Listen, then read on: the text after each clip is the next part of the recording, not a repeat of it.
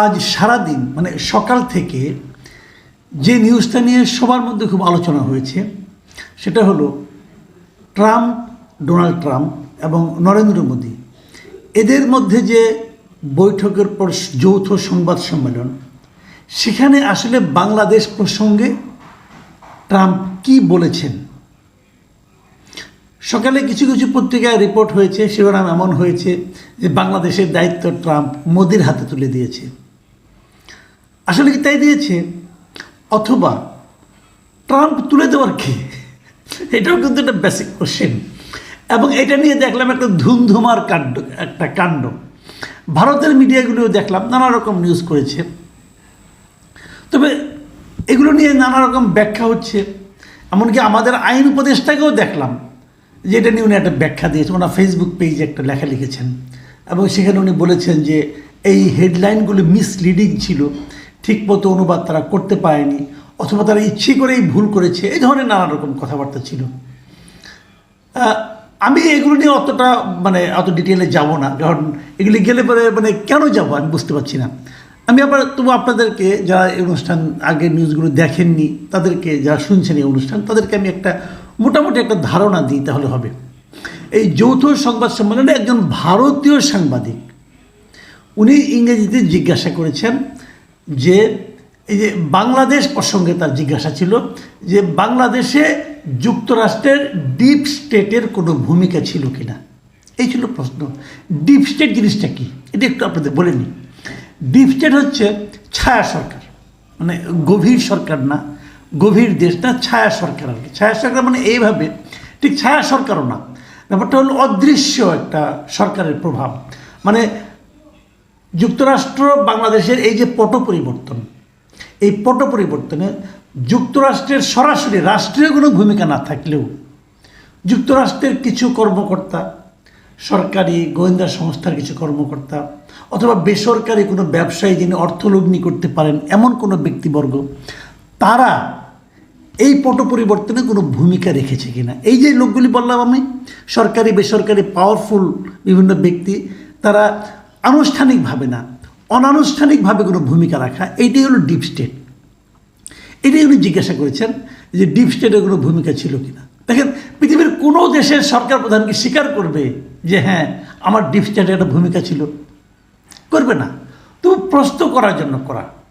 এখন এই প্রশ্নে কিন্তু নরেন্দ্র মোদী কি হয়েছেন আমি জানি না, ডোনাল্ড ট্রাম্পের তো খুশি হওয়ার কোনো কারণ নাই।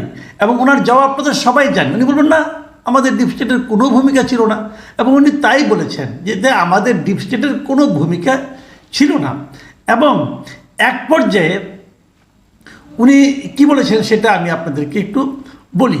উনি বলেছেন যে সেখানে আমাদের ডিপ স্টেটের কোনো ভূমিকা আছে। ইংরেজি বলেছেন, আমি বাংলায় আমার মতো করে অনুবাদ করে বলছি আপনাকে, যে সেখানে আমাদের ডিপ স্টেটের কোনো ভূমিকা ছিল না। এটা এমন একটা বিষয় যেখানে প্রধানমন্ত্রী, মানে নরেন্দ্র মোদীকে ইঙ্গিত করে বলেছেন, প্রধানমন্ত্রী দীর্ঘদিন ধরে কাজ করছেন। আবার তারপরে বলছেন যে স্পষ্ট করে বললে ভারত সেখানে শত শত বছর ধরে কাজ করছে, আর সেসব বিষয় তিনি পড়েছেন, মানে উনি পড়েছেন ভারতের ব্যাপারে। তবে বাংলাদেশের বিষয় আমি প্রধানমন্ত্রীর উপর ছেড়ে দেব, এটা বলে ট্রাম্প মোদির দিকে ইঙ্গিত করেছেন। দেখেন, এই কথাটা বলার মাধ্যমে উনি কী বলেছেন, দেখেন কয়েকটা কথা, যে ভারত সেখানে শত শত বছর কাজ করেছে। তো ভারত কোথায় কাজ করেছে শত শত বছর ধরে? বাংলাদেশে? অথবা ভারতের ডিপ স্টেট কি বাংলাদেশের জন্য বাংলাদেশে এসে কাজ করেছে? এটা তো একটা ভয়ঙ্কর অভিযোগ। এটা কিন্তু উল্টা ভারতের প্রতি অভিযোগ দিলেন উনি, যে ভারতের ডিপ স্টেট আমাদের এখানে কাজ করেছে। তাই হলো না জিনিসটা? তো এই অভিযোগে মানে ভারতকে আমাদের উপর দায়িত্ব দেওয়া হয়েছে, এটা কেন? তারপর উনি বললেন যে তবে বাংলাদেশের বিষয়ে আমি প্রধানমন্ত্রীর উপর ছেড়ে দেব। মানে এই প্রসঙ্গে এই আলোচনার ব্যাপারটা উনি প্রধানমন্ত্রীর উপর, মানে নরেন্দ্র মোদীর উপর ছেড়ে দিচ্ছেন, নাকি পুরো বাংলাদেশ ইস্যুটাকেই উনি নরেন্দ্র মোদীর উপর ছেড়ে দিচ্ছেন, এটা নিয়ে কিন্তু একটু দ্বিধা থাকতেই পারে। তবে আমি যেটা বলছিলাম যে এখানে আমাদের আইন উপদেষ্টা আসিফ নজরুল উনি যে ব্যাখ্যাটা দিয়েছেন, উনি ওনার ফেসবুক স্ট্যাটাসে কিছু লিখেছেন। আমি ওনারটা একটু পড়ে শুনি আপনাদেরকে, যাতে নাকি আমার ভুল না হয়। উনি বলেছেন যে উনি লিখেছেন যে ট্রাম্পকে এক ইন্ডিয়ান সাংবাদিক যে প্রশ্নটা করেছিল তার সামারি হলো বাইডেন প্রশাসনের সময় বাংলাদেশে রেজিম চেঞ্জ মানে হাসিনার পতন ইস্যুতে আমেরিকার ডিপ স্টেটের ভূমিকা আছে, এই ব্যাপারে আপনার মন্তব্য কী? উত্তরে ট্রাম্প বলেছেন না, আমেরিকার ডিপ স্টেটের কোনোই ভূমিকা নেই, এবং তারপর চোখে মুখে বিরক্তি নিয়ে মোদির দিকে ইঙ্গিত করে, যেহেতু উনি আবার ব্র্যাকেটে লিখেছেন, যেহেতু ইন্ডিয়ান সাংবাদিক মন গড়া তথ্য প্রচার করতে চাচ্ছিল তাই ইন্ডিয়ান প্রধানমন্ত্রীর দিকেই তাকে রেফার করে দিয়ে ট্রাম্প বলেছেন বাংলাদেশ ইস্যুতে ওই প্রশ্নের উত্তরটা মোদির উপর ছেড়ে দিলাম। মানে বাংলাদেশ সংক্রান্ত ওই প্রশ্নের উত্তর মোদিকে দিতে বলেছিলেন ট্রাম্প। এই হলো ঘটনার সামারি। এই যে কথাটা আমি বললাম এটুকু আমাদের আইন উপদেষ্টা উনি লিখেছেন, মানে এটা ওনার ব্যাখ্যা। তো ওনার ব্যাখ্যাটা কিন্তু আপনারা আবার যদি কেউ ভিডিওটা দেখেন, ইউটিউবে ভিডিওটা পাবেন, কিন্তু আপনি ইউটিউবের ভিডিওটা দেখে নেন, দেখবেন যে ওনার বক্তব্যের সঙ্গে কতটুকু মেলে কতটুকু মেলে না, কিছু মিল তো পাবেনই, কোনো সন্দেহ নাই। আবার আমি যে ব্যাখ্যাটা দিলাম একটু আগে, যে এই ব্যাপারে ভারত 1700 বছর ধরে কাজ করছে, ভারত বলবে, ভারতের উপর ছেড়ে দিলাম, এটার আবার আরেকটা ব্যাখ্যা কিন্তু আপনি দিতে পারেন। আবার এই প্রেস কনফারেন্সের পরে আমি প্রেস কনফারেন্সের চরিত্র নিয়ে একটু পরে আলাপ করব। প্রেস কনফারেন্সের পরে ভারতের যিনি পররাষ্ট্র সচিব তিনিও কিন্তু একটা সাংবাদিকদের কিছু কথা বলেছেন। সেখানে উনি কি বলেছেন সেটা আপনাদের একটু আমি বলি। সেখানে এই বিদেশ সচিব উনি বলেছেন যে দুই নেতার মধ্যে এই বিষয়ে আলোচনা হয়েছে, সেটা আপনাদের জানাই। বাংলাদেশের সাম্প্রতিক পরিস্থিতি নিয়ে প্রধানমন্ত্রী মোদি তার উদ্বেগ প্রকাশ করেছেন এবং সে দেশের পরিস্থিতি ভারত কিভাবে দেখছে সে কথাও জানানো হয় তাকে। ভারত আশা করছে বাংলাদেশের পরিস্থিতি এমন একটা দিকে এগোবে যে যাতে উভয় দেশের মধ্যে গঠনমূলক ও স্থিতিশীল সম্পর্ক গড়ে ওঠে, কিন্তু সেখানকার পরিস্থিতি নিয়ে চিন্তা রয়েছে এবং প্রধানমন্ত্রী মোদি সেই উদ্বেগের কথা ট্রাম্পের সঙ্গে আলোচনায় তুলে ধরেছেন। এই যে কথাটা আমি পড়ে শোনালাম, এটা কিন্তু ভারতের একটা পত্রিকা থেকে পড়ে শোনালাম, এবিপি আনন্দ থেকে। তো এখন ভারত বাংলাদেশ নিয়ে কিন্তু উদ্বিগ্ন, এই কথাটা মোদি সেখানে প্রকাশ করেছেন বলে মানে আপনার এই পত্রিকা জানালো।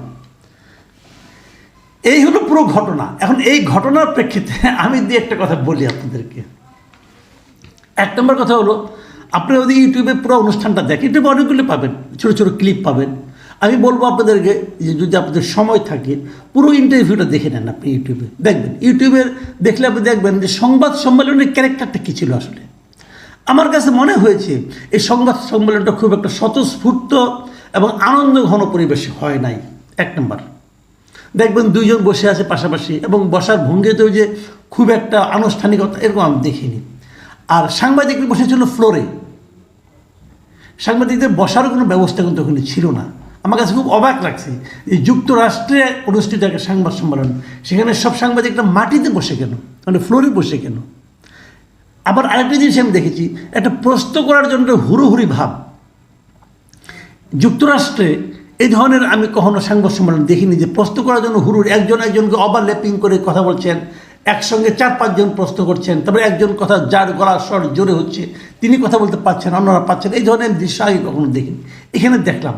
মনে হলো যেন ভারতে অথবা বাংলাদেশে অথবা আমাদের এই সাবকন্টিনেন্টের কোনো একটা আমি মানে সংবাদ সম্মেলন দেখছি। আবার আরেকটা জিনিস দেখলাম, এটাতে খুব প্রিপেয়ার্ড ছিল না। তা মনে হলো কীভাবে, আমি দেখলাম যে পেছনে দুজন ট্রান্সলেটর ছিল, মানে অনুবাদক, তারা অনুবাদ করে দিচ্ছে। ভারতীয় সাংবাদিক ইংরেজিতে বলছে, ওটাও দেখলাম আবার অনুবাদ করে দিচ্ছে ট্রাম্পকে। মানে উনি কি ভারতের ইংরেজি বোঝেন না আমি জানি না কী হলো, আবার হিন্দিতে একজন অনুবাদ করছে। তো সব মিলিয়ে সংবাদ সম্মেলনটাই আমার কাছে আপ্লুত মনে হয় না। এত বড় দুজন নেতা, সারা দুনিয়ায় যারা নাকি গণতন্ত্রের প্রতিভা হিসেবে পরিচিত, তাদের মতো লোক বসে সংবাদ সম্মেলন করছেন, কিন্তু এরকম আগোছালো কেন আমার কাছে আমি বুঝতে পারি না। দ্বিতীয় যে কথাটা বলে আমি আলোচনাটা শেষ করব, সেটা হলো ভারত এবং যুক্তরাষ্ট্রের দুই মানে সরকার প্রধানের সংবাদ সম্মেলন হয়েছে। সেখানে বাংলাদেশ প্রসঙ্গে একটা কথা এসেছে, যে কথাটার একাধিক অর্থ হতে পারে। কিন্তু সেটা নিয়ে আমরা এত উদ্বিগ্ন কেন? আজকে সোশ্যাল মিডিয়ায় আমি দেখলাম কতজন যে কত রকম ব্যাখ্যা দিচ্ছে। যারা নাকি এই সরকারকে অপছন্দ করে তারা ব্যাখ্যা দিচ্ছে এই সরকারের এবার দিন শেষ, কারণ ভারতকেই দায়িত্ব দিয়েছে যুক্তরাষ্ট্র, এবার ভারত আমাদের উপরে ঝাঁপিয়ে পড়বে। এ একটা ভার্সন দেখছি। আবার আরেকটা ভার্সন দেখছি না, ভারতকে কোনো দায়িত্বই দেওয়া হয়নি, ভারত কিছুই করবে না, আমেরিকাই সব করবে। এই আরেকটা ভার্সন। আমি বুঝতে পারি না এই বিতর্কে আমাদের উপদেষ্টারা বন্ধু জড়িয়ে গেলেন কেন? দরকারটা কি? আমাদের আর কোনো কাজ নাই। ওখানে কি হলো কি না হলো এটা পাত্তা দেওয়ার দরকারটা কি? আমি তো এটা বুঝতে পারছি না কিছু। যুক্তরাষ্ট্র ভারতকে দায়িত্ব দেওয়ার কে? বাংলাদেশ কি যুক্তরাষ্ট্রের প্রপার্টি? যে যুক্তরাষ্ট্র বলে দিল যে আমার এই 3 ছেলেকে তুমি দেখো।